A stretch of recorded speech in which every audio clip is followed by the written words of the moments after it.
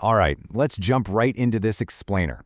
Today, we're stepping straight onto the pharmaceutical manufacturing floor to focus squarely on Lesson 4 of the ISO15378 packaging course, Packaging Process and Operations.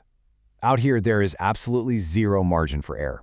We aren't just putting pills into bottles, we're executing highly regulated, tightly controlled procedures that directly, physically impact patient safety.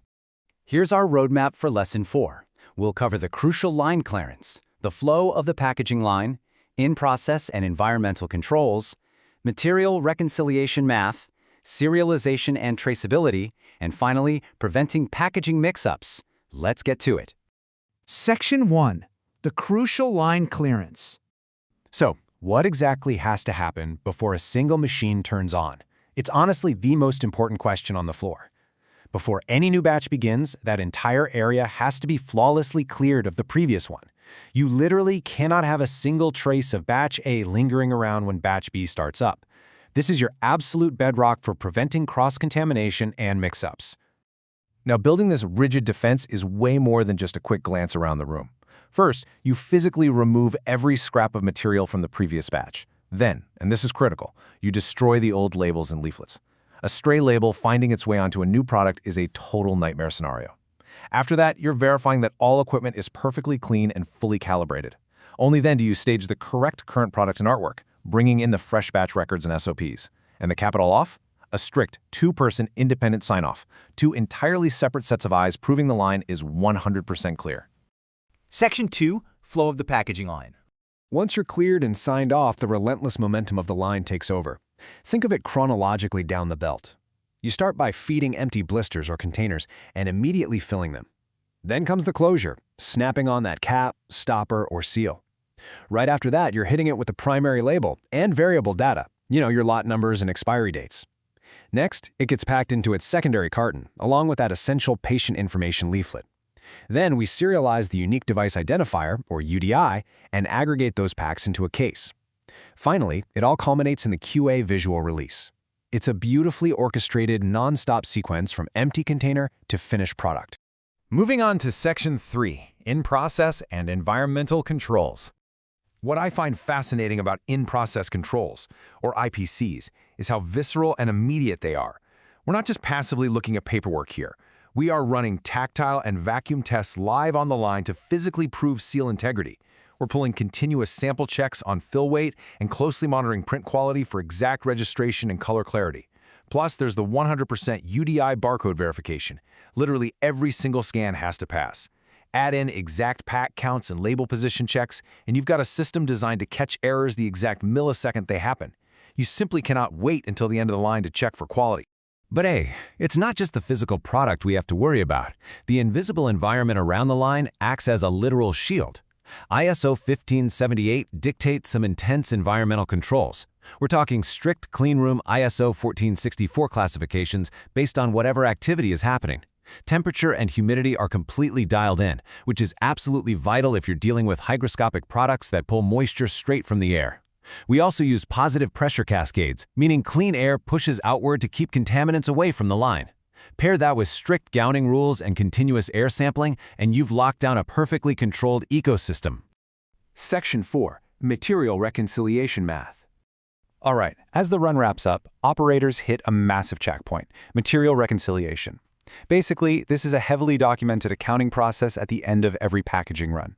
Its sole purpose is to prove the exact balance between the printed components you were issued and the ones you actually used. You literally have to account for every single piece of printed material. Because, again, one stray label equals a potential mix-up. If you have any unexplained variance here, that is a critical audit risk flag. So, how do we prove this balance? It all comes down to a very strict, unforgiving formula. You take the total amount of materials issued to the line and you subtract everything else. That means what was actually used on the product, what was returned unused, what got damaged or scrapped, and what was pulled for quality samples. The result is your variance. It's simple math, but absolutely vital.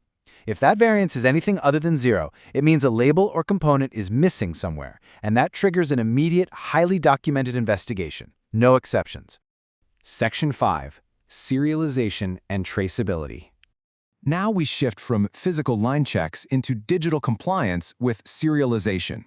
Under heavy global regulations, like the EU Falsified Medicines Directive and the US DSCA, every single saleable pack is legally mandated to carry its own verified, unique ID.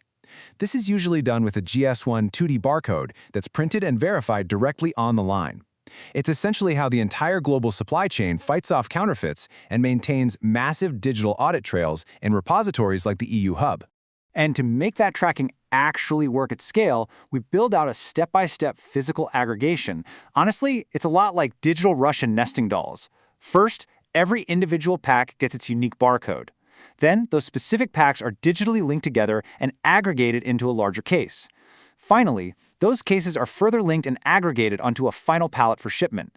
Because of this hierarchy, if you scan a pallet at the loading dock, you know exactly which cases are on it and exactly which individual packs are inside those cases. This whole digital chain gives us what we call end-to-end traceability. Looking upstream, we can trace a single packaging component all the way back to the supplier's original lot, complete with receipt dates, certificates of analysis, and quarantine release records. And looking downstream, tracking the finished product out the door, we've got scanned batch numbers, serial aggregation to the case, and exact ship-out records. If a recall is ever necessary, this data lets us track a package downstream straight to the specific consignee, incredibly fast. Section 6. Preventing packaging mix-ups. This brings us to our ultimate goal, defeating the absolute nightmare scenario of a packaging mix-up. Notice how the classic hallmarks of a disaster are directly neutralized by the ISO 15378 mitigations we've been talking about. Mix-ups usually happen when similar artwork is stored right next to each other, or operators rush a changeover and leave old materials on the belt, or, worse, they just casually accept a reconciliation variance without reviewing it. We neutralize those exact risks with strict physical material segregation, mandatory signed line clearances, 100% online scan verification, and hard thresholds for variance investigations. To guarantee this defense holds up every single time, facilities run a comprehensive packaging operations self-audit. And listen, this checklist is not just administrative busywork. All of this data feeds directly into the official batch record. It captures the shift operators, every piece of IPC data, any minor deviations that popped up, the environmental logs, and it all ends with a mandatory QA review and final release signature. Without that signature, nothing ships. So I want to leave you with this final thought to really let sink in. If an unexplained variance occurred on your packaging line today, are your mitigations actually strong enough to stop a mix-up from reaching the patient? Because in pharmaceutical packaging, this heavily documented, deeply integrated defense system isn't just about passing an audit. It is quite literally the very last shield protecting the patient. Thanks for joining me for this explainer on Lesson 4, and keep these principles front and center on the floor.